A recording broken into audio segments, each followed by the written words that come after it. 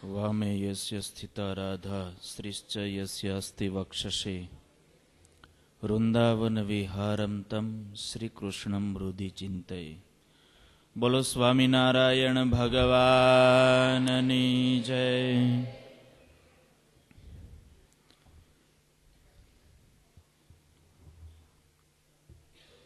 वसंत ऋतु श्रीजी स्वरूप स्वामीए महा महीनानी કેટલી કેટલી વિશેષતાઓ છે ને કેટલી મહત્તા છે એ આપને બતાવી।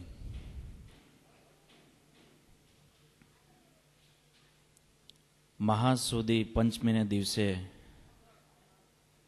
શિક્ષાપત્રી એની જન્મ જયંતી ત્રણ સંપ્રદાયના અડીખમ નંદ સંતોના જન્મ પણ આ મહા મહિનામાં છે।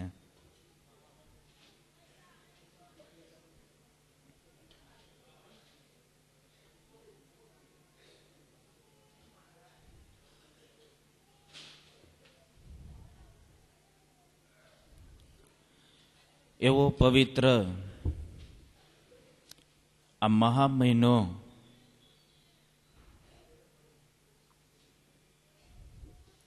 શિક્ષાપત્રી શાસ્ત્ર શું છે એનાથી કેવી પ્રાપ્તિ થાય એના વિશે પરમ ભગવદીય લાલજીભાઈએ બહુ સરસ વાત કરી આપને।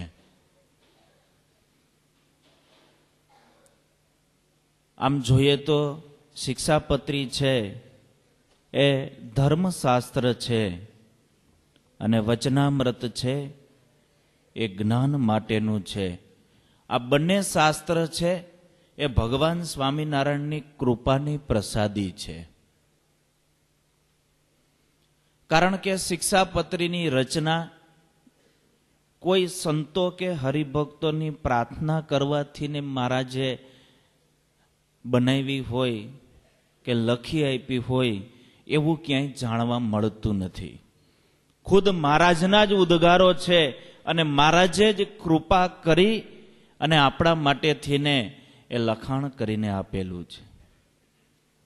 એમ વચનામૃતની અંદર તમે જુઓ તો પ્રથમ પ્રકરણના પહેલા વચનામૃતમાં જ માગસર સુધી ચતુર્થીનું વચનામૃત મહારાજ રાત્રિને સમયે સાધુની જાયગાને વિશે પધાર્યા। રાત્રિને સમય આવી અને મહારાજે વાત કરેલી છે। એટલે કહેવાનું મારું એ છે કે આ બંને શાસ્ત્ર છે એ કૃપા શાસ્ત્ર છે। કરુણા કરી અને મહારાજે આપને આપેલ છે। બે વાત છે, દયા કરીને કોઈ વસ્તુ કોઈ આપે આપને મળે તો એની કદાચ કિંમત આપણે ઓછી આંકી શકતા હોઈએ છીએ। જે વસ્તુ મહેનતથી મેળવી હોય,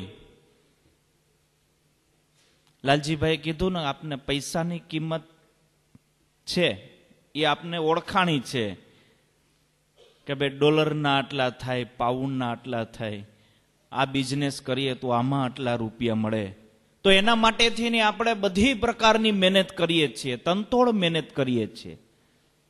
મોક્ષની કિંમત આપને અંકાણી નથી, એટલે એના માટે પુરુષાર્થ થતો નથી।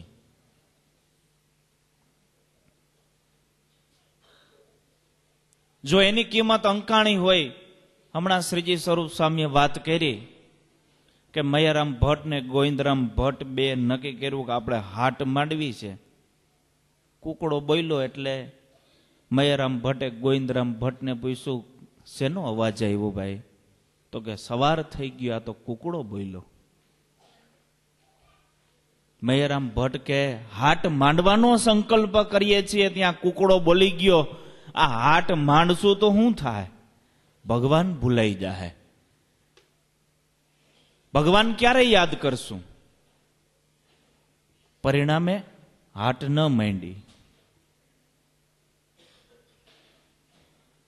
એમ આપને ક્યારેય સવારથી સાંજ સુધી 24 કલાકમાં 30 દિવસમાં કે 365 દિવસમાં ક્યારેય એવો સંકલ્પ થાય કે આ ક્યાં સુધી, એમ આપણે જે કરીએ છીએ એ પ્રવૃત્તિઓ ક્યાં સુધી કરવાની? એક વાત ચોક્કસ છે કે આ પૃથ્વી ઉપર જેનો જન્મ આવ્યો છે એને 2 કાર્ય કરવાના છે. એક કાર્ય છે એ ગૌણ માત્ર છે, સંસારનો વ્યવહાર ચલાવવો, પરંતુ મુખ્ય કાર્ય છે ભગવાન પ્રાપ્ત કરવા, ભગવાનની પ્રાપ્તિ કરવી. તો જે મુખ્ય કાર્ય છે એ આપણે સાઈડમાં કરી નાખ્યું છે. એનો ક્યારેય આપને એવો વિચાર આવ્યો કે આપણે ભગવાન ક્યારે મેળવશું? કોઈ દિવસ આપણે ભગવાનને એવી પ્રાર્થના કરી? ક્યારેય ભગવાન પાસે આપણે 2 હાથ જોડીને પ્રાર્થના કરીએ, આ લોકનું માગીએ છીએ, ક્યારે આપને એવો સંકલ્પ થાય કે હે પ્રભુ, આ લોકની અંદર મારું મન ક્યાંય ન લલચાય, આ લોકની અંદર આ લોકના જે વિષયો છે એમાં હું ક્યાંય લુપ્ત ન થઈ જાઉં, સદાને માટે કાયમ માટે મારું વ્રતિ મારું મન છે એ તમારામાં સ્થિર રહે. આવું આપણે સંકલ્પ કરીએ છીએ? આવા ક્યારેય આપણે આશીર્વાદ મેળવીએ છીએ? આના માટેથી આપણે ક્યારેય પુરુષ પ્રયત્ન કરીએ છીએ?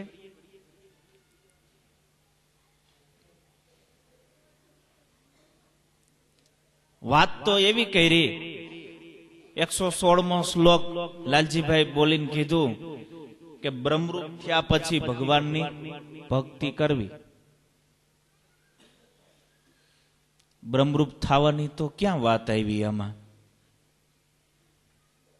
આ લોકની ઝંઝાટમાંથી જો આપણે અલિપ્ત ન થતા હોઈએ, કે આ લોકની ઝંઝાટમાંથી જો આપણે મુક્ત ન થતા હોઈએ,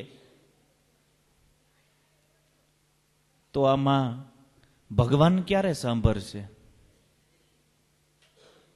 અને જે કાંઈ વસ્તુનો આપને સંકલ્પ થાય છે કે જે આપને શાસ્ત્રમાં સાંભળવા મળે છે, જેવા મહાપુરુષો અને જેવા હરિભક્તોના આપને ઇતિહાસો સાંભળવા મળે છે, એ લાલજીભાઈ એ વાતને મોરછાપ મારીને કીધું કે બધું અત્યારે હયાત છે. આપને દર્શન થાય છે?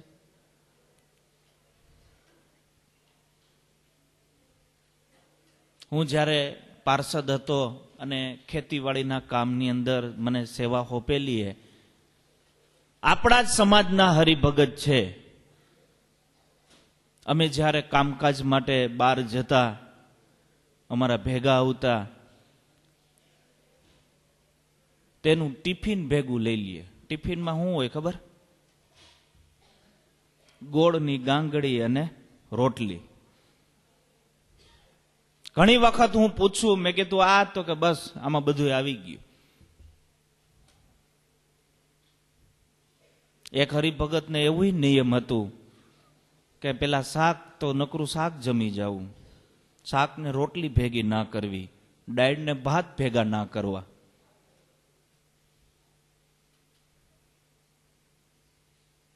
આ વર્તમાન કાળની જ વાત છે. કહેવાનું મારું એ છે કે આવો આદર કરવાનો આપને ક્યારે સંકલ્પ થાય છે?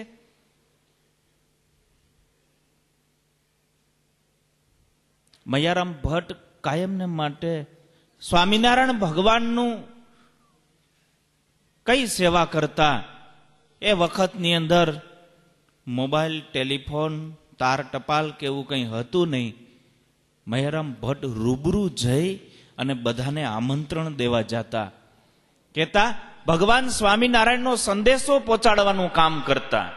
આપણે કોઈ દિવસ આપને જે વસ્તુ સમજાણી, આપણે જે વસ્તુ પ્રાપ્ત થઈ એનો સંદેશો આપણે બીજાને આપ્યો? આપણે કોઈ દિવસ કોઈને એવી વાત કરી કે ભાઈ એક વખત આ ઝંઝાટમાંથી મુક્ત થઈ મહિનામાં એક વખત તમે મારી સભામાં તો આવો?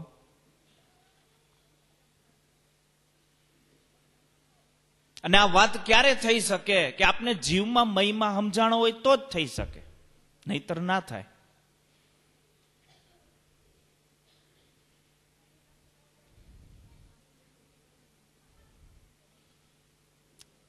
સંપ્રદાયના પૂર્વાર્થ કાળની અંદર, શરૂઆતની અંદર જે નંદ સંતોએ અને હરિભક્તોએ આ સંપ્રદાય માટે અને આપને મોક્ષ અપાવવા માટે થઈને આ ધુરંધરા ચાલુ રાખવા માટેથી જે એને મહેનત કરી છે,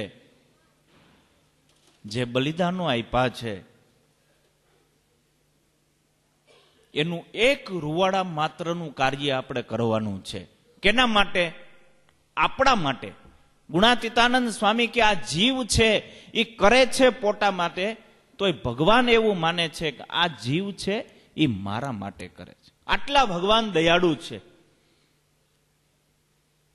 કારણ કે ભજન ભક્તિ અને સેવા કરીએ છીએ આપણે આપણા મોક્ષ માટે કરીએ છીએ, બીજા માટે નથી કરતા. તોય ભગવાન એવા દયાળુ છે, એવા દયાળુ છે કે એ એમ માને છે કે આ જીવ બિચારો મારા માટે કરે છે.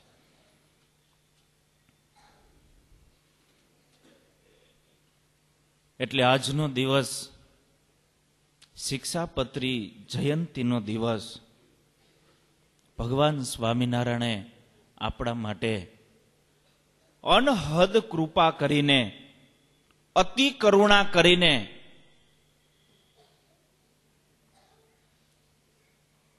પોતાના જ ઉદ્ગારો, પોતાના જ શબ્દો પોતાની હાથે લખી અને આપને આપેલા છે.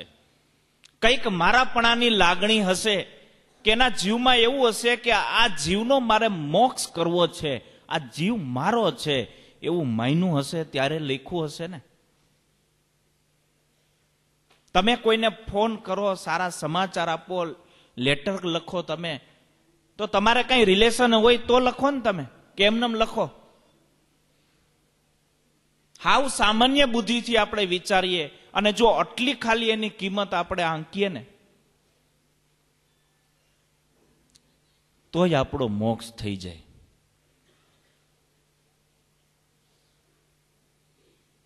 સ્વામી બાપા કે શિક્ષાપત્રીનો એક શબ્દ જો જીવનની અંદર પડાઈ જાય ને તો એ જીવ છે ને એ ભગવાનના દ્વારે જાય. સરળ છે, કઠણ નથી, પરંતુ જો એનો મહિમા સમજાય તો. મહારાજ કે મારી વાણી એ મારું સ્વરૂપ છે. કેવો શબ્દ લખ્યો કે મારી વાણી એ મારું સ્વરૂપ છે.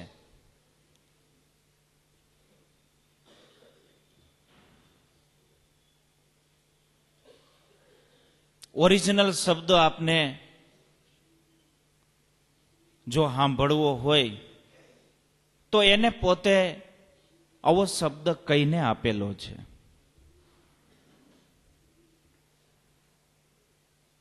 સ્વામી આપને હર વખત જ્યારે જ્યારે સાક્ષાત સવિતાના ભાગ બહાર પડે ત્યારે સ્વામી બધા હરિભક્તોને આગ્રહ કરીને કહે, સ્વામી કે કાયમ માટે એક પેજ વાંચવાનો નિયમ રાખજો. દર સભાની અંદર જ્યારે પણ આ ભાગ બહાર પડે ત્યારે સ્વામી આગ્રહ કરીને આપને કહે કે એક પેજ વાંચવાનો નિયમ રાખજો. એક વખત મોજમાં આવીને ત્યાં સુધી કીધું હતું કે તમારી પાસે એ પુસ્તક હશે ને તોય તમારું અકલ્યાણ નહીં થાય. એટલે આ શબ્દ સાંભળી બેદરકાર થવાની જરૂર નથી, પરંતુ એની કિંમત કેટલી છે, એની તાકાત કેટલી છે, એનો પાવર કેટલો છે એ વિચારવાની જરૂર છે.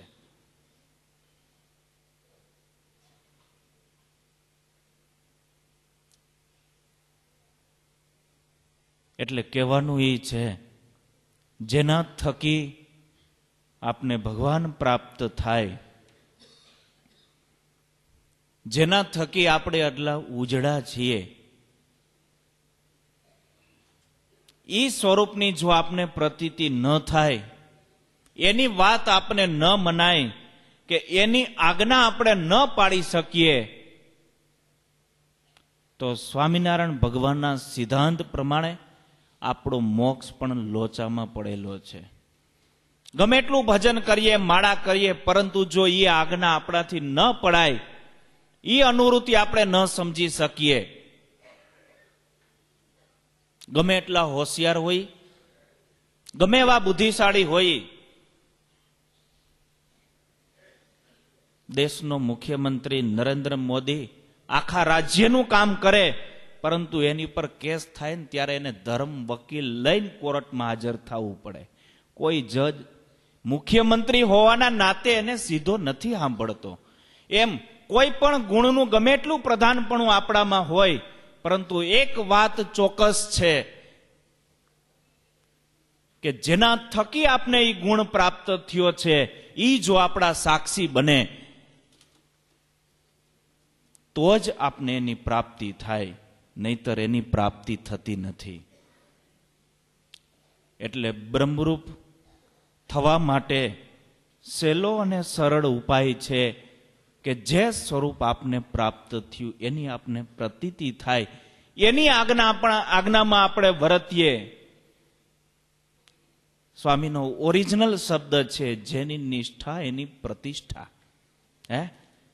જેની નિષ્ઠા એની જ પ્રતિષ્ઠા. આના માટેથી ને લોક લાજ, મર્યાદા કે કઈ પણ વસ્તુ છોડવી પડે તો ઈ છોડીને જો આપણા જીવનો મોક્ષ થતો હોય, આપણે આ હળાહળ કળયુગની અંદર જો આપણે ગોથા ખાતા હોય, જો આપણે ઉગરી જતા હોઈએ, તો બીજું બધું છોડી અને કરવા જેવું આ છે. અને એની વિશેષ ને વિશેષ આપને દ્રઢતા થાય એવી આજના દિવસે ઈષ્ટદેવ પરમાત્મા ભગવાન સ્વામિનારાયણ અને ઉપાસ્ય સ્વરૂપ ગુરુદેવના ચરણમાં પ્રાર્થના. બોલો સ્વામિનારાયણ ભગવાનની.